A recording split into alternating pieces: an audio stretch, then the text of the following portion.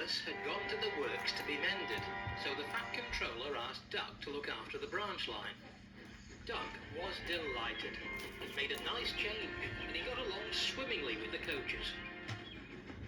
Bertie was happy to see him again, and although Toby was grateful for the help, he found Duck to be rather opinionated.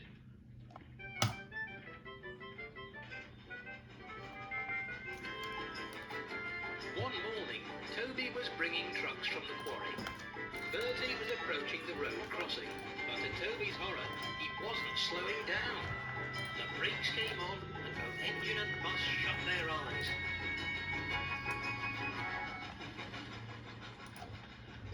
When they met at the next station, Bertie was most apologetic. "I'm sorry, Toby," he sighed. "I've got a new driver, you see. He seems to think I can beat you to the crossing." "Oh, that's all right," Toby smiled. "I just hope he doesn't put you in danger like that again." "Didn't your driver see the crossing gates, Bertie?" "There are no gates," Toby replied. Duck gasped. "How can you run a line with no gates? It isn't dignified. Otherwise these road vehicles wouldn't know to stop." "I know when to stop, thank you," scowled Bertie. "That's for your safety as well as ours, Bertie," replied Duck. "Accidents cause problems for all of us. The Fat Controller needs to put up gates at once. I'm surprised you haven't asked him to already." Toby and Bertie said no more. "I don't believe it, Percy," said Duck. "I never thought Toby would be foolish enough to run on an unsafe line."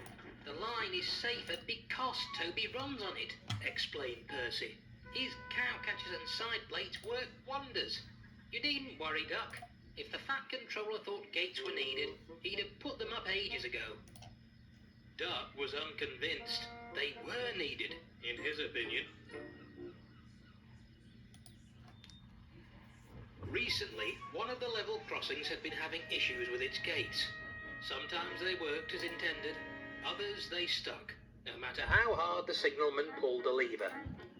There hadn't been any accidents, only headaches from the delays, and the engines all took great care when they approached. Unfortunately, no one had warned Duck. The next morning, Duck was puffing happily along. The coaches sang quietly to each other, and Duck was pleased with himself. He passed a level crossing, his gates keeping traffic at bay. "Now that's the way," he thought, "just like a proper railway." At the troublesome crossing, the cars and lorries had passed safely through.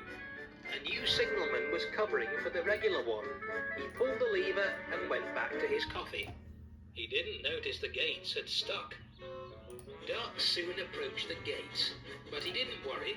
They'll open, he smiled. But they didn't. They're sure to open. They have to. Still, the gates stayed shut, and Duck was getting closer and closer. "Stop! Stop!" he cried. His brakes screeched and his whistle blew, but it was too late.